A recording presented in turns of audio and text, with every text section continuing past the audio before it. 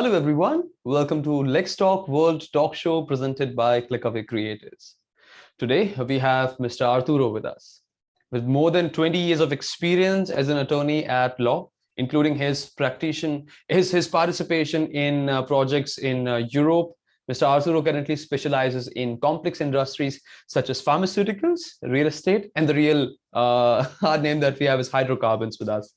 He has a master in industrial property, certification in data protection, certification as an international consultant, and in protection of industrial property by the Japan Patent Office, among other degrees. He's also managing partner of his own law firm, which we'll discuss in the session ahead.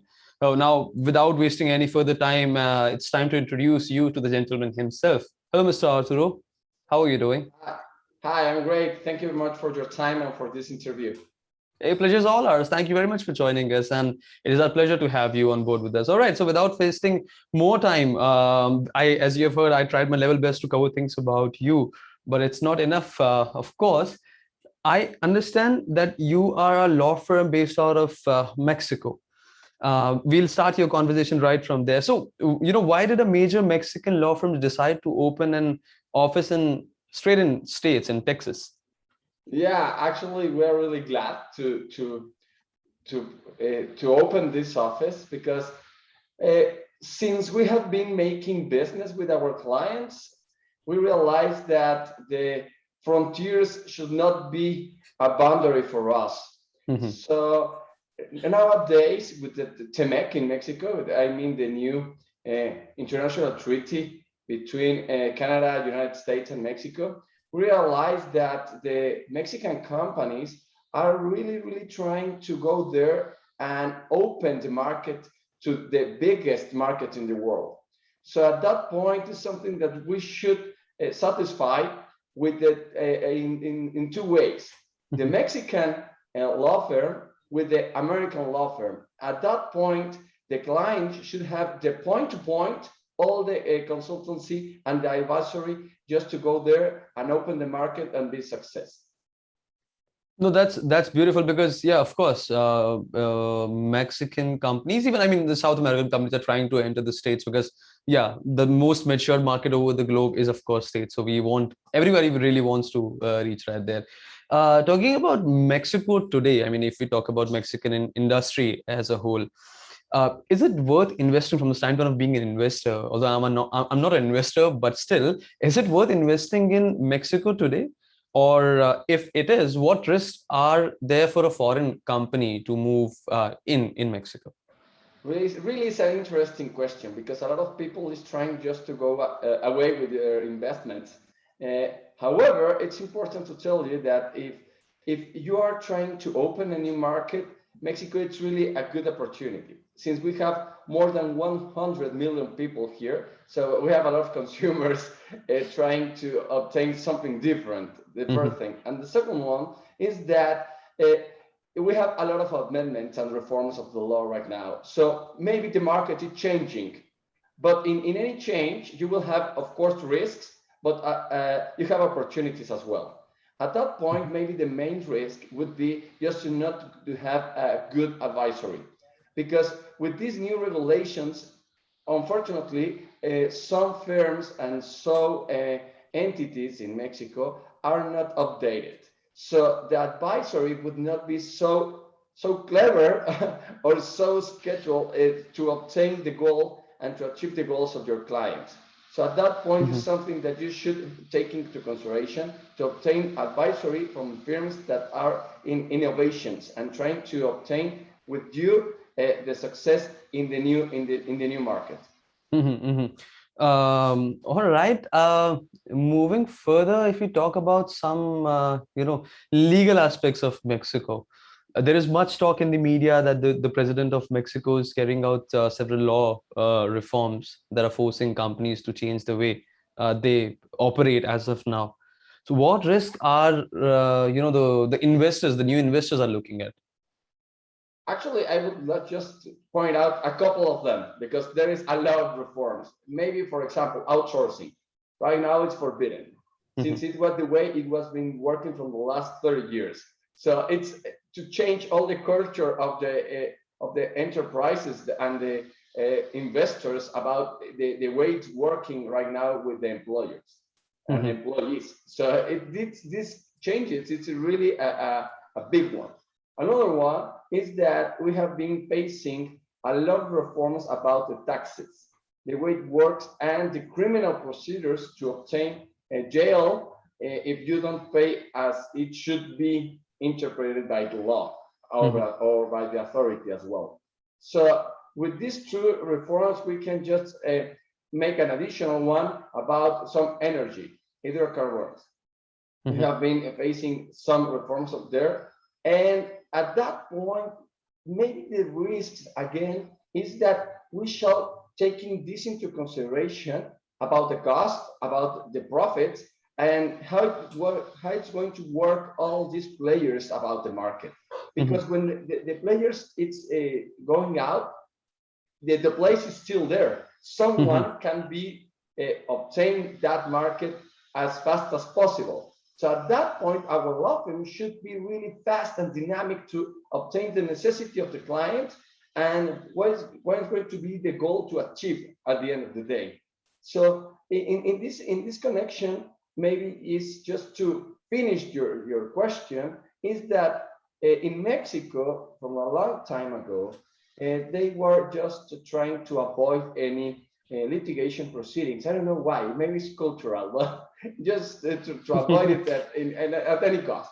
And step by step, we have to take this into consideration because we have, of course, a constitutional law and we have a litigation procedure that it's called amparo, in which in some of these reforms shall not be considered as constitutional as the people consider it. We can go there and obtain a positive decision and the company should prevail.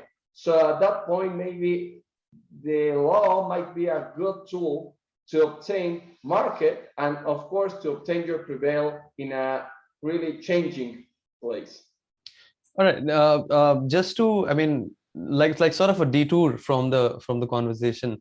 How did COVID affected all these approaches that are like were to come up to the law reforms, or I should say, as in to the law firm, because you are dealing with states and Mexico at the same time. So organizations were trying to travel from there to there, from point A to B or B to A.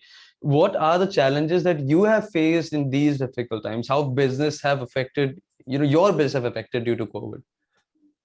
Well, the difficulties, I have to, of course, to add all about this pandemic issue. It's maybe also traveling is going to be difficult in these days. So we are facing a lot of things right now. So in a big context, I would say that the difficulties shall be just to inform about the reforms, the impact about not only the law, since these modifications can just challenge you about your economy. So at that point, we have just to be really efficient about your cost. And that's maybe also about another reason of why we open a law firm there. Actually, it's a consultancy firm there. And it's just to be so dynamic with your clients and be updated about international treaties as the new USMCA. And of course, about the technology again, because the technology has been changing about, 2 years ago, we have none of these interviews about these platforms. So this kind of changes is changing the world, and maybe the people was not prepared about it. So right. Our law firm has to be really focused on that change. Change it's the new constant. That's right. Now change is very frequently happening around us everywhere. Talking about, you also mentioned a keyword called USMCA. If we dwell down to that, what benefits did the new USMCA that was replaced by NAFTA, I guess NAFTA, brought? Yeah, actually, everyone has been asking that because it was really the marketing of that international treaty has been really big. So it's a new international treaty. How new is that? It's maybe always this question, and it's important to tell you that this first NAFTA has been executed from the 90s, 1992, 1994, and so on. So we have been a lot of amendments, but it was not changed as such. Maybe because so it was a little bit old, I would say. With this international treaty, this new version of the market about the technologies, about how the way it's working, the labor environment has to be changed. That's why, of course, this international treaty, it's updated. It has been applying for a lot of entities and a lot of market that it was just in the dark before that.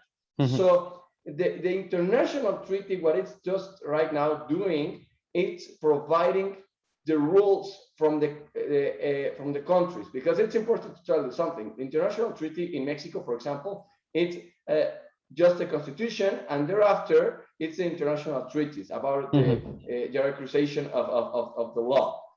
However, in a lot of points of view, the international treaty shall be included in the domestic law. There's something that we are right now living. And it's something that we have to be studying, because we have to introduce the international treaty correctly with the domestic law. Otherwise, you have to go to the litigation proceeding, and that is something that we are just keeping in mind right now. That's right. That's very well put. I mean, it's very easily put. Thank you very much for explaining us actually and our viewers this beautifully.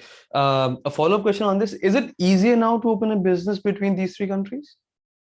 Yeah, I think that it's easier, actually, I would say, because they are trying to avoid all these useless steps that you have to go 4 times with the authority just to, all the schedules and all that kind of stuff, because they are trying to be a little bit more digital. And in maybe just some countries has some political issues that it's maybe the time, maybe with the pandemic, you are expecting to obtain something in 2 or 3 weeks, and maybe it's in 2 or 3 months, but it's also because they are closing because of the COVID and so on. But in any case, the legal frame is in a good place. I think that I may be a positive guy. So we are moving to the good position to be dynamic.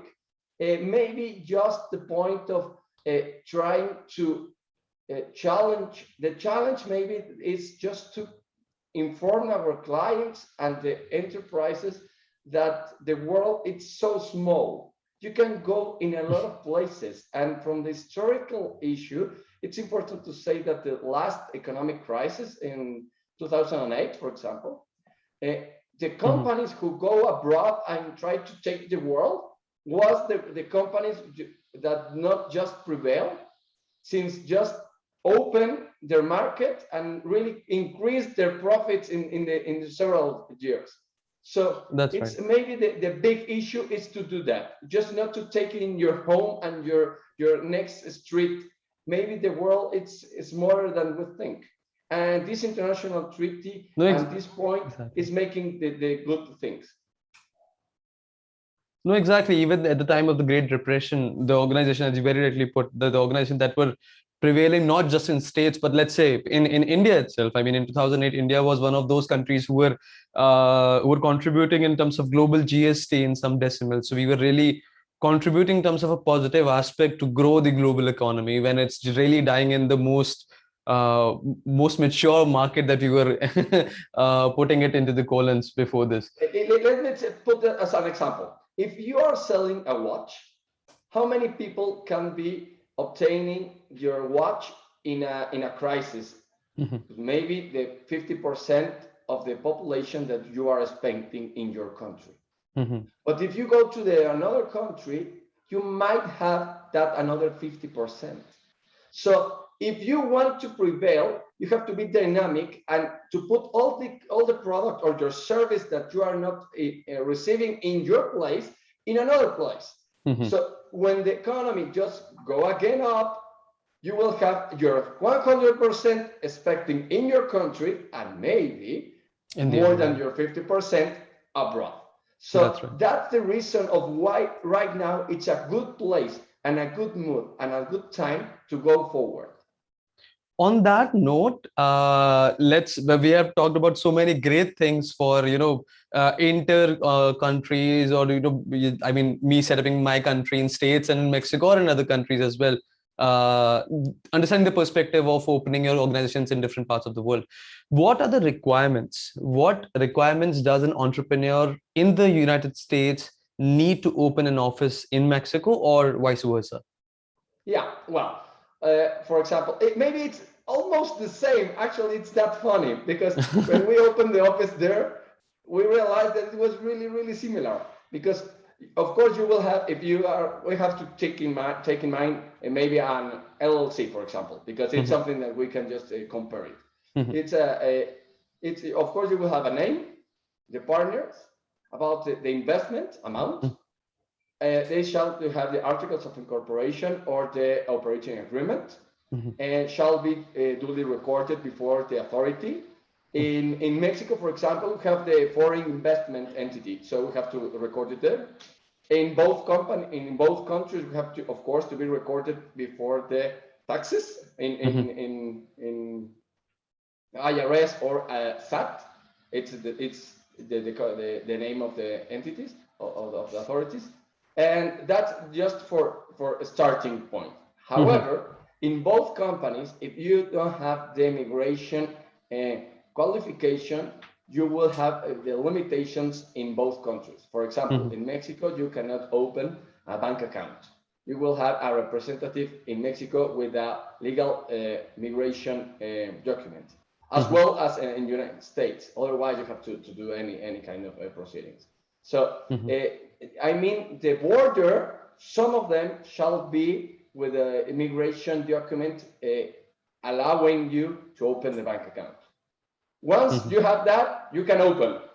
However, it's not the end of the day, because in both countries, you will have to take into consideration intellectual property, your trademarks. Of course, if you have to importing and exporting considerations, they're recorded before the importing and exporting entities.